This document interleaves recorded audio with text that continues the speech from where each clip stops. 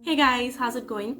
Welcome back to my channel and welcome if you're new. I'm Nika and I make book related videos, and today's video is going to be about my most anticipated new book releases in 2021, specifically in the Indian literary circle. So I've got a few things to tell you before we actually dive right in with the list. Firstly, this is not an exhaustive list. This is a very concise list of the books that I have come across on Goodreads or through various, newsletters, different amazing creators and their videos. And I have compiled a list of books that I personally am very excited about. However, I'll also link down a video by Smriti, which is amazing and much more. Well, it includes many more books than I have in her video, and there are some amazing recommendations, so you should definitely check out her video. But yeah, like I said, this list is based on my personal preferences and what I've come across in my research and all of that. However, there are many other books which I have not included because I'm not really sure if they have, piqued my interest or not. I'll just wait for the reviews to come in, and maybe if I am intrigued enough later on, then I'll definitely pick them up and I'll share with you, obviously. Second thing is that I'm a bit sick, so the voice might be a bit, I don't know, it might be different. I don't know, I'll find that out when I'm editing. But if you see me sipping on my cup of tea, you'll have to understand I'm just trying to rein the sickness in while having some tea. And I'm gonna do this video because I am really excited to share with you all the books I'm really excited about. That's a lot of excitement for one sentence, but yeah, without further ado, we're gonna dive right in. And I have to tell you that some of these books don't have the dedicated Goodreads page or even dedicated Google Books page yet, so I won't be able to tell you much about all of them in that regard. But I hope you keep track of all of these books, and again, if I find any more info, I'll definitely inform you all about all of this. So yeah, without further ado, we're gonna dive right in, and I hope you enjoyed the video. So there is no particular order to all of these books except like the first couple, because the fixed dates haven't been declared yet, so I'm just going roughly. The first book that I have to tell you all about is actually out, and I have just come across an amazing review about it. It is called The Good Girls by Sonia Faleiro. Basically, it sounds really good. It sounds really intense as well because of the topic, which is, let me tell you. So there are two sisters, Padma and Lali. They are Dalit sisters, and basically they stay in Uttar Pradesh. But what happens is that one night in the summer of 2014, the girls went missing, and hours later they were found hanging in the orchard. Who they were and what had happened to them was already less important than what their disappearance meant to the people left behind. In the ensuing months, the investigation into their deaths would implode everything that their small community held to be true and instigate a national conversation about sex and violence, slipping deftly behind political maneuvering, caste systems, and codes of honor in a village in North India. The Good Girls returns to the scene of Padma and Lali's short lives and shameful deaths and dares to ask, what is the human cost of shame? Now, I've heard some very good reviews about this book, and admittedly, I am very excited.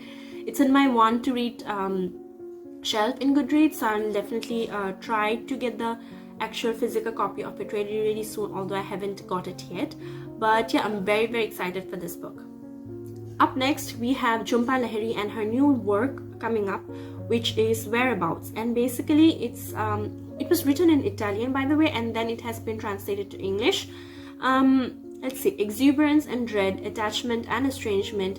In this novel, Jhumpa Lahiri stretches her themes to the limit. The woman at the center wavers between stasis and movement, between the need to belong and the refusal to form lasting ties. The city she calls home, an engaging backdrop to her days, acts as a confidant. But in the arc of a year, as one season gives way to the next, transformation awaits. One day at the sea, both overwhelmed and replenished by the sun's vital heat, her perspective will change. This is the first novel she has written in Italian and translated into English. It brims with the impulse of cross barriers. By grafting herself onto a new literary language, Lahiri has pushed herself to a new level of artistic achievement. Now, I really like Jhumpa Lahiri's writing style. It's like simple yet very beautiful. So, of course, I'm very excited to read it and see how it goes for me. Once again, I'll try to include the book covers up here, but obviously not all of them are out yet. So if you don't see a book cover here, you'll know that's the reason why. The next book that I'm really looking forward to is China Room by Sunjeev Sahota. This is a multi-generation story of love, oppression, trauma, and the pursuit of freedom, inspired in part by the author's very own family. It twines together the stories of a woman and a man, separated by more than half a century but united by blood. Meher, a young bride in 1929 Punjab, is trying to discover the identity of her new husband. She and her sisters-in-law, married to 3 brothers in a single ceremony, spend their days hard at work, sequestered in the family's China room away from the men. When Meher develops a theory as to which of them is hers, a passion is ignited that would put more than one life at risk. Now that was a line that really intrigued me.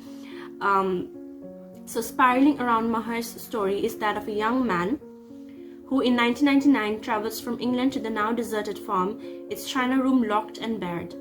In enforced flight from the traumas of his adolescence, his experiences of addiction, racism, and estrangement from the culture of his birth, he spends a summer in painful contemplation and recovery before finally finding the strength to return home.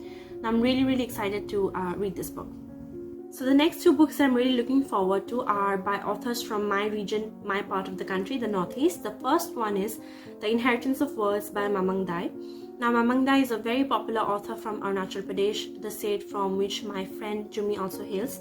I'm really looking forward to reading this book. However, one of the very cons that I've seen when it comes to the Indian publishing industry as compared to the international market is that the books aren't, publicized as much. So there's a lot of hype created when an international new release is coming out. But for our very own authors, unfortunately, that doesn't seem to be the case. Because for this book, for instance, I could not find any information except the name and the author's name. Then the next book is by Temsula, who is from Nagaland, and my friend Naro is from Nagaland. So anyway, this book is The Tombstone in My Garden, and the only thing I know about it is that it's a collection of short stories. However, that doesn't mean that I'm not excited, because I'm really looking forward to these 2 books, especially by Temsula and Mamang, and I'll obviously be getting my hands on the physical copy whenever possible, and I'll tell you more about the books when I do read them. The next book that I'm really looking forward to is The Song of Draupadi by Ira Mukhoty. Now this will be my very first Ira Mukhoty, and I really am looking forward to it because Ira Mukhoty is really popular writer, it seems, when it comes to historical non-fiction as far as I know. And apparently this is her first fiction, I think. But anyway, there's also another book which she wrote about Akbar. I forgot the exact name, but it's very popular on Bookstagram. So yeah, I want to read Song of Draupadi by Ira Mukhoty specifically because I want to read another author's take on Draupadi's tale, because I've also read Palace of Illusions, which is again amazing, by Chitra Banerjee Divakaruni. So I want to read another author's take on what we know of Draupadi. Then moving on, the next book I'm really looking forward to is a fantasy book, and as far as I know, this is YA. I generally have moved on from YA, but the premise of this book was really interesting, and it's The Jasmine Throne by Tasha Suri. And let me just tell you more about the book. This is also a trilogy, by the way. Author of Empire of Sand and Realm of Ash, Tasha Suri's The Jasmine Throne, beginning a new trilogy set in a world inspired by the history and epics of India, in which a captive princess and a maidservant in possession of forbidden magic become unlikely allies on a dark journey to save their empire from the princess's traitor brother. So we have Malini, who is the princess who has been imprisoned by her dictator brother, and Priya is a maidservant who is one among several who make the treacherous journey to the top of the Hirana. Hirana is a place where the princess is imprisoned every night to clean Malini's chambers. She is very happy to be an anonymous drudge so long as it keeps anyone from guessing the dangerous secret she hides. But when Princess Malini accidentally bears witness to Priya's true nature, their destinies become irrevocably tangled. One is a vengeful princess, Malini, seeking to depose her brother from his throne. The other is a priestess, meaning Priya, seeking to find her family. Together they will change the fate of an empire. I'm really excited to read it, especially because of that angle, crazy brother, dictator brother who has imprisoned his sister. So yeah, really excited to read this book, and I've heard a lot of good things about Tasha Suri's writing. This will be my first Tasha Suri work, so I am really excited to read this one. The next book is The Loves of Yuri by Jerry Pinto, who is the popular author of the popular book M and the Big Home. I have ordered the book, but it's not here yet, so I'm really eagerly waiting for that to come as well, so that I get to read that before reading this new book, which is also to be the first of a trilogy. Jerry Pinto's The Loves of Yuri is the first of a trilogy that is as much an ode to Mumbai as it is to friendships and first loves. Set in the 1980s, the trilogy encompasses the emotional and intellectual coming of age of Yuri from adolescence to the last hurrah of youth. So this is, well, a Bildungs romance set in India, so I'm really excited to read it. I also do love the whole, genre of Bildungs romance, if we can talk about it like that. So yeah, I'm really excited to read it. I've got great hopes for this one as well. The next book, when I first heard about it, let me tell you, my eyebrows were raised because I was just so surprised to hear about it, to learn about it. And it is Eden, an Indian retelling of Jewish, Christian and Islamic lore by Devdutt Pattanaik. So Pattanaik is taking a break from straight-laced Hinduism and the epics. Instead, he brings us an intriguing book on the common foundations of Judaism, Christianity and Islam, told in his inimitable style. Now, I have read only a couple of Devdutt Pattanaik's works, and so far I do think that he's a great writer, especially because of the way he can, enrapture the audience, the reader's attention with the way he writes. And I have to admit that I'm really actually very eager, even apart from this book, I'm really eager to know about the Abrahamic religions. And when they say Abrahamic religions, it's basically these three religions that are talked about: Christianity, Islam and also Jewish. Because look, from a person on the outside, because I'm a Hindu, some traditions, some things seem really familiar, and some of the foundational stories and everything for these three religions sound really familiar to me. Again, I'm saying this as an insider, I don't have complete knowledge.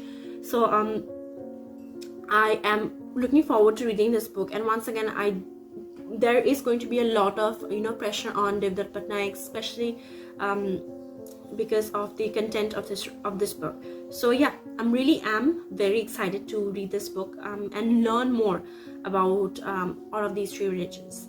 I'm really looking forward to reading this book because this is also a translated work. This is Amrita Pritam's Pinjar, and it has been translated to English by Rita Banerjee, and the book is The Cage.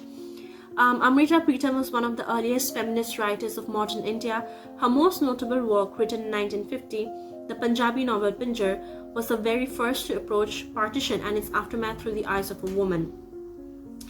This fresh, definitive translation of Pritam's iconic work, that is The Cage, revives one of the most finest, most poignant feminist works of Indian literature. So I'm really looking forward to reading it, and again, it's one that is very much referenced when it comes to feminism and the Indian scenario, to be very specific. So I'm really looking forward to reading that as well. So I almost sort of forgot to tell you about another collection really. These are 5 novellas about women which will be translated from Assamese to English, and they were originally written by Indira Goswami or Mamang Goswami. Basically, let me just read it out as is given on the internet. Indira Goswami is a great literary writer of a generation and a feminist icon. Most of her major works have been translated from Assamese into English. However, some of her works are yet to be discovered by a larger audience. These 5 novellas represent a cross-section of her writing with a special focus on women. So I'm really again excited for this one, especially because it's being translated from my mother tongue Assamese into English, and this will basically expose these works to a wider variety of audience so that you can read her works and really realize how great of a writer she was. So the next book is The Lesbian Cow and Other Stories, which is again a collection of short stories that will be translated from Malayalam to English. I also want to read a lot of translated works this year, so these are a couple of books that have captured my attention. Many consider Indu Menon a successor to Kamala Das, who has inherited the same open liberal outlook. Menon uses raw images, bolder language, and an avenging spirit in her characters, all of which make them unforgettable. So again, another translated work I'm really excited to read. The last book I want to talk about is Krishnayan by Kaajal Oza Vaidya, and it is basically Gujarati literature's biggest selling book, but it will be translated into English from Gujarati, and the story will follow will start when Krishna's heel is injured by Jara's arrow and will give us a glimpse into Krishna's last moments on earth. So again, really excited and looking forward to reading this book. So that's it, guys. These are the books I'm really looking forward to reading this year. And you know, apart from these books of these authors, I'm also hoping to explore the other works that have been written by these authors. I don't want to make this a very limited list for myself, and once again I am also keeping an open mind, looking out for new releases and the reviews which will accompany them, obviously. And again, if interested, I'll definitely pick them up. If there is any book that you think I should definitely pick up this year, new releases by Indian authors, then don't forget to leave them down in the comments and I'll definitely check them out. Once again, I hope you enjoyed this video. Don't forget to click on the thumbs up icon to like this video, comment and subscribe if you haven't already. Yeah, I hope you like this video, and I'll see you again very soon with another of these videos coming up very soon. Until then, take care, peace out, bye.